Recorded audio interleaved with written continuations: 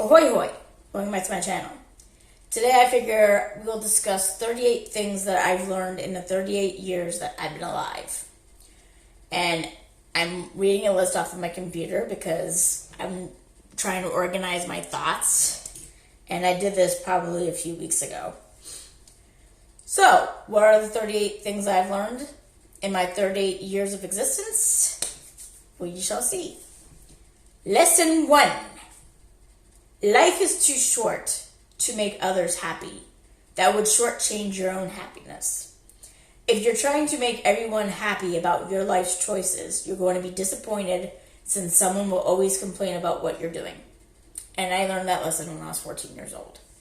Yeah. I don't know if I have to give examples of how I learned these things. But, I'm obviously a tomboy. You know, I like to wear pants and I rarely wear dresses and stuff.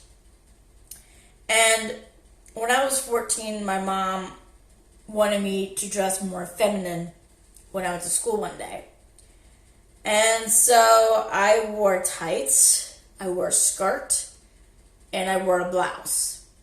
And I'm not normally comfortable in those clothes. I don't feel like tights are very comfortable, and I don't feel like, blouses can be comfortable, but like, I don't like wearing skirts, you know, I feel vulnerable that way, you know, and, which is weird when you think about that. I've been having that thought since I was 14, but yeah, I feel better in pants and stuff, and it's mostly, I don't wear skirts, also because, you know, I have to wear tights, and I'm still not a fan of wearing tights even after all these years, so yeah. But anyway, I decided to make my mom happy by dressing feminine to school one day. And a lot of people were bitching to me about that. They were like, oh, why are you wearing a skirt? Why are you wearing a blouse?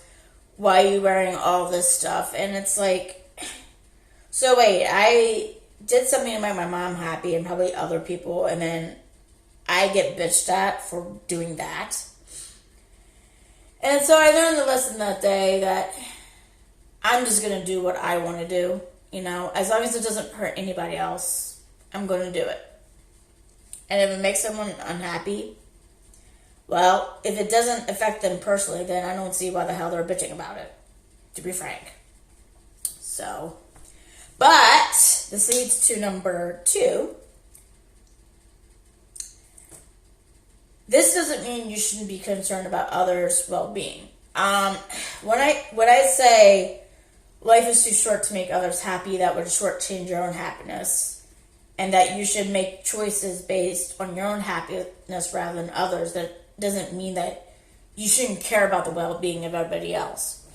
I do care about other people's well-being, but I'm a firm believer of live and let live. And this means that I let other people live the life they want to have while I live the life that I want to have. And yeah, I might not always agree with other people's choices, but at the end of the day, it's their life, you know? And like, this is my life. And as it says, as long as someone's not actively hurting another, it doesn't concern me. So in other words, I'm not into someone doing a killing spree just to make themselves happy. If you want me to give you an example. Lesson 3. When I do this, it looks so weird. Lesson 3. This also doesn't mean you shouldn't take it into account how others will feel about your life's choices. However, you're the one living with the choice you make, not them. So yeah, you know, if your decision could affect another, it's always important to consider, but you're the one that lives with the choice, so yeah. 4. When your life is threatened, morality goes out the window because your natural instinct to survive kicks in. I learned that lesson from my father, actually. My dad is a war veteran. I'm not going to mention which war. But my father, once upon a time, wanted to become a priest. Believe it or not. When you look at him, you can't see it. But my dad eventually went to war. And, because I asked him one time, because, I think I was in the chat room one time, and I saw someone say, "Oh, I will never kill anybody, even if my life's in danger." And I talked to my dad about that, because, like I said, he wanted to become a priest, and I was wondering how he could deal, with morality as someone who wanted to become a priest versus someone who had to become a soldier, that you might have to kill someone. And that could lead to innocent lives being killed as well. And my dad said that when your life is really threatened, truly threatened, he said that all of his morality went out the window, and it was replaced by stark instinct to survive. And when your instinct to survive is activated and someone is trying to kill you in battle or a combat or whatnot, you don't think about the morality behind what would happen if you kill someone. Because in that scenario, it's always kill or be killed. So that was another lesson I learned. That was a lesson I learned from my father. And I learned that when I was 16. Just in case I didn't mention how old I was when I learned that one. Lesson 5. Treat others the way you want to be treated, even if they don't treat you well. Always go above that, as you don't want to repeat a vicious cycle. I know a video could get demonetized if certain words are said, but since I'm not monetized yet, I don't give a shit. So I was bullied when I was younger, and I did think about going down a dark path once upon a time, because I was thinking to myself, oh, what good does it do to be good? It doesn't get me anywhere. It gets me treated worse. What happens if I'm bad? I get things more my way and stuff like that. But then what would happen is I would become the bully, and I would just repeat the cycle for somebody else. And it's not just bullying. It's just, I think that goes for any kind of abuse or something like that. And, I understand, I don't agree with it, but I understand why some people may take that path, because it's oh, what good does being good get me? It doesn't get me anywhere. And I get treated like shit. So, yeah. So, that's something I learned, and I learned that when I was young. So, yeah. Lesson 6. When diplomacy and peace end, ass-kicking begins. And yeah, I'm one of those people. And the funny thing is, I've never been in a fight. I haven't been in a fight since 2nd grade during summer school. Or not summer school, but a summer program. And, it's where you go somewhere and you play games and you hang out, that kind of thing. I never went to summer school. But despite me thinking, as kicking begins when diplomacy and peace end, I have not been in a fight since then. I choose not to hurt someone unless, I feel threatened somehow. So, yeah. 7. Don't fight a battle unless you know you can win. And that's part of the reason why I haven't been in a fight for a long time. I know there's a good chance I might lose, so I don't fight. And even though I'm not a ninja, per se, I do follow a lot of their philosophy. I follow a lot of philosophies that ninjas have. And that's actually a belief that ninjas have. They don't fight unless they believe they can win it. So, yeah. Lesson 8. And this is more of a personal lesson for me than anyone else, but I'm happy to share it. I have a high tolerance for pain than I give myself credit for. I learned that when I had natural childbirth with my first kid. And second kid too, I might add.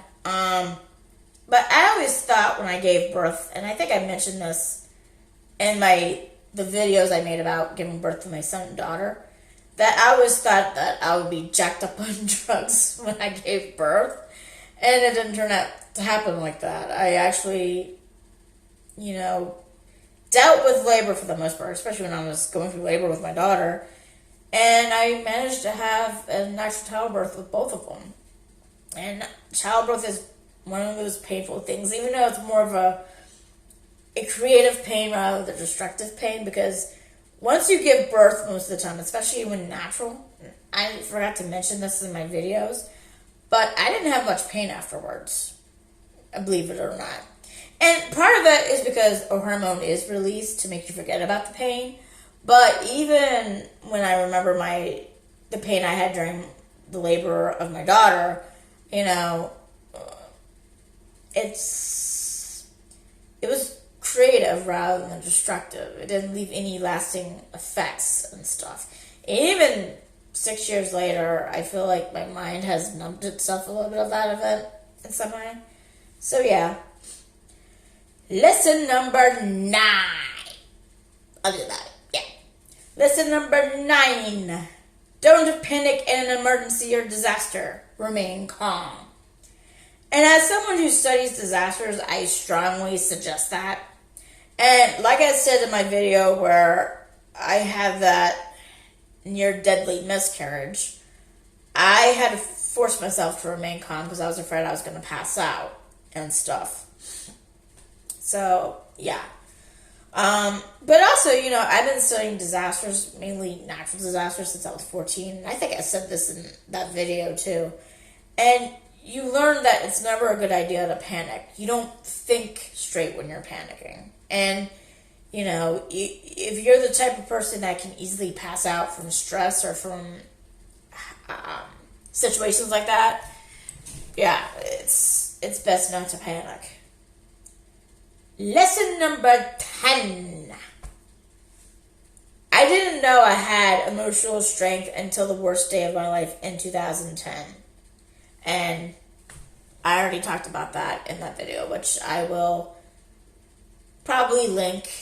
You'll probably see it at the end of this video. Lesson 11. I'm sorry, I don't know how to do text on the videos yet. I still don't know how to do that. Which is probably why that lesson's not in this vid. But lesson 11. BMI, or body mass index, is absolute rubbish when it comes to forecasting if you're healthy or not. I've already covered this in the video about me talking about the body mass index. And I'll link that video in the end so you guys can watch it, because I'm not going to go into much of what I said in that video, because what I said all I wanted to say in that video. Just go look at that video to see why I think it's rubbish. Lesson 12. There is a reason why it's recommended to exercise 150 minutes of moderate intensity or 75 minutes of vigorous intensity workouts once each week. God, that was a mouthful. Doing more than that messes with your immune system. And I'm speaking from personal experience here. I don't remember if I went into it. I think I did in the BMI video I made.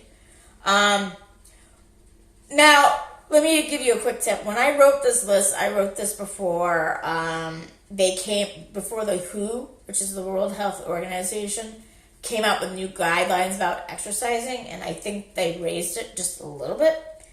But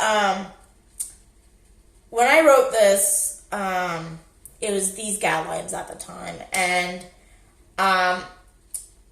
if you don't know, when I was 14 or in my freshman year of high school, I was very physically active.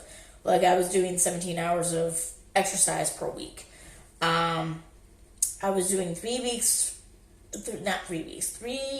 hours of cheerleading for the city twice a week. I was doing 3 hours of dance every Tuesdays, and Um, let's see. And I was probably doing like 8 hours worth of soccer or something. Something along those lines. But between soccer, cheerleading for the city, and my dance, I was doing 17 hours of physical activity per week for like a month or two. And then I quit cheerleading first because I was getting overexhausted with all the stuff I was doing. And then when soccer season went, I just had dance. So I went from having 17 hours of physical activity to having just 3. And that took a hit on my immune system. And I developed bronchitis. Then that led to pneumonia. And then that was basically the beginning of me having really sucky lungs. Because the bronchitis that I had was viral. It was a virus infection. And you can't shake viruses. So once in a while, I would have a bad case of bronchitis, and I've probably had bronchitis 9 times now. And it all started from that point because I made my immune system so weak from being so active. So that's what I mean when I say that.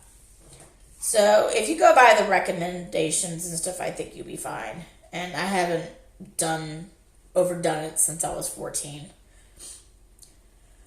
Number 13. Apparently, I may learn how to do butterfly in swimming the wrong way. That sounds so strange. Here's why. So, I was on the swim team from the time I was 10 until I was 12. Very short. It was a very short stint. And the reason why I had trouble being on the swim team after a while is because usually I was doing softball during this time or dance. And eventually, after I was 12, I decided not to do swimming for competitively because it just, even if I wasn't doing softball, I think I stopped doing softball after a certain point, but I had recitals to do, and I had to do practices leading up to recitals. And then once I joined competition, I had to work on nationals and stuff. So I had to quit. I had to quit swimming competitive eventually because of that. Because I liked doing dance so much at the time. Even though swimming, I'm very passionate about swimming. At the time, I just wanted to dance more. But anyway, having said that, when I watched the Olympics, the swimming event, probably a few years ago, I noticed they were doing buffalo fly, whatever the fuck I was trying to say.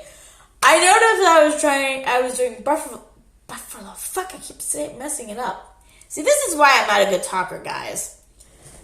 Let's try this again. This is why I thought I was doing butterfly wrong, because I noticed everybody else, when they did butterfly, butterfly's like this, and then you come up for a breath of air, and that's how I was seeing them do it. Me, I was taught, or it could be an example of my wires getting crossed, because why not? But I thought you had to be in the water twice before you came up for air. And I thought I was taught that way. And now I'm beginning to wonder if I messed that up. So when I try to do butterfly that way, if the way that everybody else does it, it feels weird for me. So, yeah. Lesson number 14. Never get a lip panel done a week after you got a major sickie like bronchitis. Yeah, I think I mentioned it again in the BMI video that I got sick with bronchitis in like 2007. It was bad, but it didn't lead to anything like it did when I was 14. And I had a physical, ironically enough, before I got sick real bad that year. And there's like, you need a lip panel done. And I'm like, but then like a week later, that's when I got sick, because I was going to try to put it off for a week. Because let's face it, me and needles were not good friends. So I waited till I was better before I got it, and then a week after I recovered, I decided to go get the lipid panel. And even then, they said that my LDL was high, and I'm like, how can it be high? Because they sent me to a nutritionist because of these results. And I saw the nutritionist, I think, in February of 2008. And I said, I don't get how the LDL is so high and the HDL is so low, because I hardly ate anything for 3 weeks. I had to force myself to eat. And like I said in the BMI video, I was 108 pounds before I got sick, and I was about 97 pounds. So I lost about 11 pounds in the space of like 3 weeks. And I said, I don't get how it's so high, because, I lost a lot of weight and I didn't eat much. And she couldn't understand it until she said to me, well, you need to work more on your HDL, and you do that by exercising. Oh, no wonder. No wonder my HDL was so low. I didn't exercise for 3 fucking weeks because I was sick. And I told this to her. And she's like, oh, okay. So, yeah. But, yeah. So, if you're really sick, I recommend don't get a lipopanel done until a month has gone by at least. So, because that could skew your results a little bit. Just saying. Lesson 15. I'm quite territorial over how I am with my house. I don't like anyone telling me how to do chores or what to do with it. I'm not like this at someone else's house because it's their house to do what they want. Lesson 16. Aging is a gift, since many people used to die when they were younger for centuries. Yeah, basically. I know people are like, oh, I don't want to get old because then I'll age and get wrinkles and all this other stuff. But you know what? As medicine advances and stuff, I'm a big proponent of wanting to live to be over 100 years old. So I've been reading a lot of books about longevity and stuff. And I think I reviewed the book before. It's called Celebrate 100. And again, I'll try to link that book at the end of the thing, or in at least the description box. But there were a lot of pictures of sanitarians and super sanitarians, and super sanitarians are basically people who live over 110. And seriously, they looked like they were at least 70. So, you may not look like you were when you were in your 20s or 30s or even as a teen, but even people who are becoming 100 or over 110, they're beginning to look at least 20 to 30 years younger, And that's without anything like Botox or anything like that. So, yeah. But, keep in mind, and also because I do study history a lot, a lot of people used to die very young. It could be either from diet, because trust me, I watch a lot of supersiders go, let's see. Well, the host of the show will dress up and act the part from a certain area, and then they eat the food. And this is based in the UK. And there were some diets that were worse than others, and even worse than ours is these days. But it's not just that. It was like people were more prone to getting sick. We didn't have the good medicine. I know, if I remember correctly, back when Maryland was a colony, a lot of people didn't live a long time in the Maryland colony because, you had cholera, among other things, to deal with. And I think they said, the longest people lived to be were, either in their late 20s or somewhere between late 20s to their 40s at least. So it was a very short lifespan. But, these days people are living longer and longer and longer and stuff. Because, people are more hygienic. People are eating better, exercising, sleeping well, and there's not a lot of threats, at least similar to back then. You have different threats now, like COVID-19, but, I think you didn't have stuff like smallpox these days like you did back then. So, yeah. Lesson 17. I find swimming to be personally pleasurable and gives me inner peace. And I'm sure you guys feel the same way about whatever you're passionate about. I consider swimming to be my greatest passion. And I have a lot of passions. Lesson 18. I can see patterns easily, which is why I do games like Candy Crush and word search puzzles. Not to mention, I can actually read letters backwards quite well. So, yeah. Lesson 19. Oh, God. Here we go. I'm very free-spirited to the point where it's hard for me to follow fads and trends. Yeah, it's a reason why you guys don't see me do a lot of trends that you would see on TikTok and YouTube. There's some times where I get inspired to do something that I see another creator do, but most of the time I usually go by my own beat. Now, this video I was inspired by another creator to do, so there are times, like I said, where I will do something that I'm inspired by somebody else, and other times I'll just go by my own path. So, yeah. Lesson 20. You think you will be strict when you have kids. Expect the unexpected. Yeah, I thought I was going to be a hard-ass parent, but then it turns out that I'm a lot like my father. So it's like, it's not like I don't do anything to the kids when they're misbehaving, but like, I let them get away with some stuff, you know. I give them some candy when their dad doesn't want them to have candy, or I give them something to drink when their dad doesn't want them to drink certain things. Like, I'm very strict about soda, but like other things were like, no. Lesson 20. Oh, this is gonna be fun as we go up. You think I already did 20. I'm on 21 now. Despite not wanting to, I learned via my recreational studies of history, geography, and disasters that I have a bias like the experts do. It's hard to accept a new belief that compromises what you've been learning for years. Climate change is a good example of that. But what I mean is, like, I watched something called The Cocaine Mummies, which is basically a show that talks about how there was a drug test done on one of these mummies from Egypt, and there was, like, traces of cocaine and tobacco found, which really rocked the archaeology world as well, the world where people study about Egypt. I know what it is. I'm just known to butcher the word. But anyway, a lot of people have this preconceived notion that Columbus was the one that brought back tobacco and cocaine from the New World, where people are like, maybe the Egyptians had their way of doing it, or there was some sort of trade route that people don't know about. Because, you know, how can you mess up a drug test? Because drug tests are taken very seriously, especially when it comes to doing criminal trials. And this drug test this person did was accepted by the criminal industry to prosecute someone if they drug somebody, you know.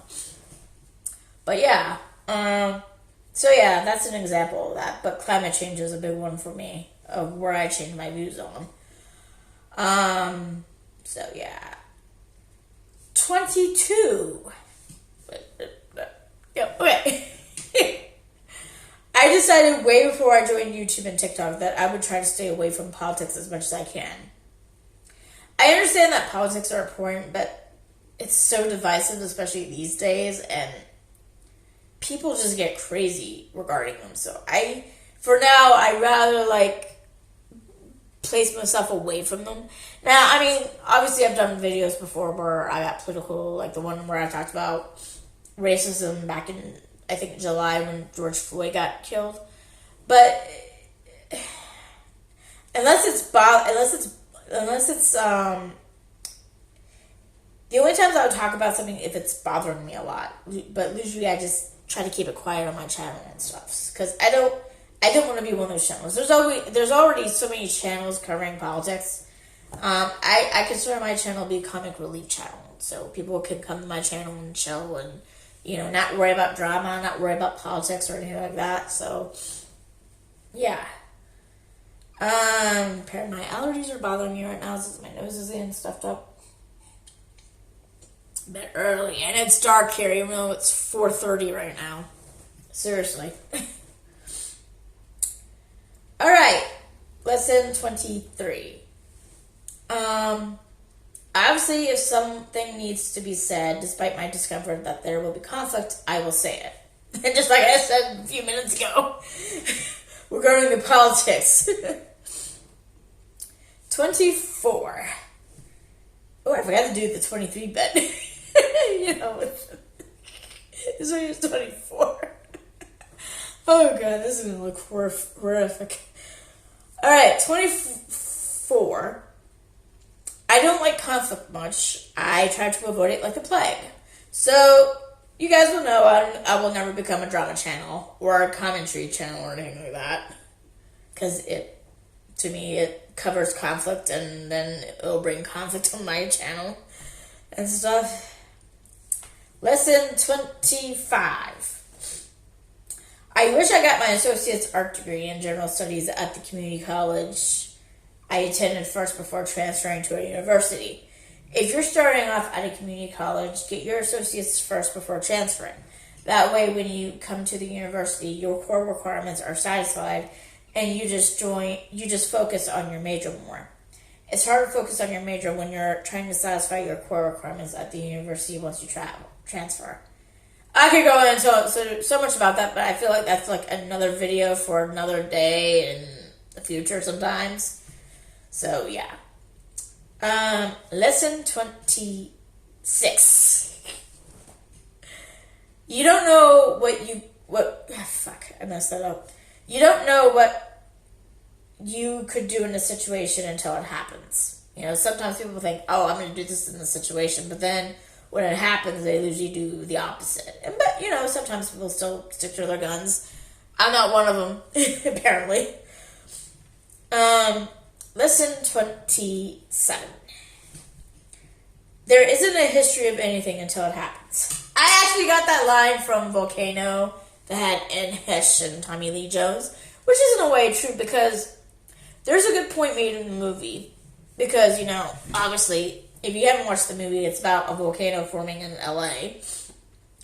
And, you know, Tommy Lee Jones' character makes the comment of, we have a history of that in the downtown area. And Anne Hesh's character's not other character, but her character's friend or her colleague says there's never a history of anything until it happens. And she mentioned not Mount Pinatubo. What was it called? There was a volcano in Peru that actually grew from a cornfield. It started off being a cornfield, and then there was a volcano, and then a week later, they said that the farmer of that cornfield saw ash and stuff coming out of it, and then a week later there was a big ass volcano in his cornfield. So that's what they were talking about. And yeah, you have that. Although usually with most disasters, there's usually a history of stuff before it happens, because especially in like something like volcanology, they always see how a volcano acts in the past to know how it's going to act in the future and stuff. But sometimes you don't have that. Case in point, when Mount St. Helens blew loudly, you know, that way. Yeah. She never had a volcanic eruption like that before. That we know of. So, lesson number 28. Some things you learn in history can make your blood run cold. Oh my god, yeah. If you study history, whether as a profession or for fun, like I do, there are some things that you can learn about history that just makes you just have your blood run cold. I know even when I was watching Ghost Hunters, and they were talking about the history of a property and stuff, I know one time, I forgot where it was at, but they were investigating 2 houses, and the backstory was there was a young woman, I don't know how old she was at least 18, I think, but she was mentally disabled, or she had a mental illness, and she was in love with the neighbor's son, and she wanted to be with him, and he tells the girl, oh, my parents say I can't be with you.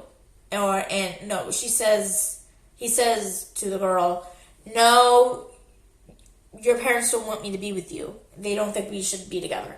So she actually poisons her family because of this. And then when they were reading, when they did more research during the investigation, they came across more of the girl's testimony. And she said she tried hard not to laugh as her mother was throwing up from the poison. But I think the biggest thing for me that was really fucked up out of that whole entire thing was that it turns out that the guy she loved didn't really love her, and he lied to her, so, you know, they would get out of the thing. And not to mention, she tried to poison his parents too. So all these people died because he lied. But then again, maybe she would have ended up poisoning him too. So I just think it was really, really, really, really, really, really, really, really, really, really, really, really fucked up. Where did I? There I am. Lesson 29. Learning history can give you an appreciation for the present you're living in. Yes. Especially when you're watching shows like Hidden Killers of the Victorian era, or the Edwardian era, or whatever era. So for example, with the Victorian era, there was a lot of people had green wallpaper, and the green that was in the wallpaper was caused by arsenic, and a lot of people got arsenic poisoning because of their wallpaper. I was like, oh my god! But then I wonder what historians are going to think about us right now. So, okay. We're now at lesson 30. We're getting close. History is the key to the past. Ignoring it will lead to history repeating itself. There's that. And also, as I said, with disasters like volcanoes, you need a volcano's past to understand its future sometimes. Even though it does something completely different, like what Mount St. Helens did in 1980. So, moving on. Lesson 31. Some things don't need to be repeated. Yeah, like the Holocaust. I think I just invoked good ones, or good laws. Yeah, I think it's called Good Ones Law. Oh, well, but yeah, we don't need something like that to happen again, don't we, guys? That would be great if that doesn't happen again. Okay, 32. Never pet a cat while they're sleeping. And I didn't include it for some reason when I wrote this, but also when they're taking a bath, you know, when they're cleaning themselves, don't pet them that naked. Listen, 33. There you go. Be careful how you approach a cat. Like you have people with social anxiety. It's the same for cats almost. However, rather than one cat, it seems to be most cats. 34. Listen. Recycle, reuse, reduce. I did all this for a long time because I was a fan of Captain Planet. That's where I learned all about recycling and all this other stuff about not polluting the planet and stuff. Sure, reducing climate change would be nice too, but doing all that would be good as well. You don't want a polluted earth. Lesson 35. Swedish is a hard language to learn. Then I fucked up something in my native language of English and think they are both tied as being hard languages. English is not easy on me either, but as I mentioned before, I think, I'm currently in a neurological investigation to get diagnosed for Asperger's syndrome, among other things. And so, for me personally, I can't vouch for everybody else, but like, I had trouble learning certain aspects of speaking my own language. And as you guys see to this day, I still have issues. So, yeah. But yes, Swedish is hard to learn, but then again, for people who are not English speakers, English can be hard. I can't decide which is harder, though. I mean, because they both have really strange rules. Moving on. Lesson 36. I don't remember how many times I did that. Immigrating to a new country seems to be the most rough in the first 2 years, at least in Sweden. I don't know how it is when other people immigrate to other countries, but when I immigrated here to Sweden, the first 2 years that I lived here was the roughest. There's still some stuff that I'm trying to adapt to, like the long hours of darkness we have here. Seriously, the sun went down like around 3:30, and it stays down till like at least 8:30. So I have that long amount of darkness to deal with, which causes me to have seasonal affective disorder. On top of cloudy days, because I haven't seen the sun in a while. Listen, 37. Yellowstone or any super eruption scares me. I actually want to be dead by the time that happens, which is true. I don't want to be alive when the next super volcano erupts. Oh, God. And last but not least, the 38th. 38th. Did I do that right? Yeah, I did that right. The 38th and final lesson that I've learned over the years, I can help you guys out, although sometimes it's just personal. If you have your needles and blood, don't look when you go get blood work done. Yeah, I always avert my face from the needle and the blood. And so I don't have to see it. And I just brace for impact for the incoming needle. So if you're scared of needles and the sight of blood, just don't look at it. Try to avoid looking at it as much as you can. And just brace. Don't tense up. Just mentally brace that you're about to get a needle and stuff. So yeah, those are my 38 things I've learned in the last 38 years that I've been alive. If you like this video, hit like. If you subscribe, I'll be absolutely joyous. And as I said, if you subscribe to me and you comment saying you subscribe, I will subscribe to you back, even if there's no videos on your channel. Just as a thank you. Alright, you guys, I hope you love this video. I'll talk to you guys later. Hopefully, I'll make another video before Christmas. So, yeah. See you guys later. Bye-bye.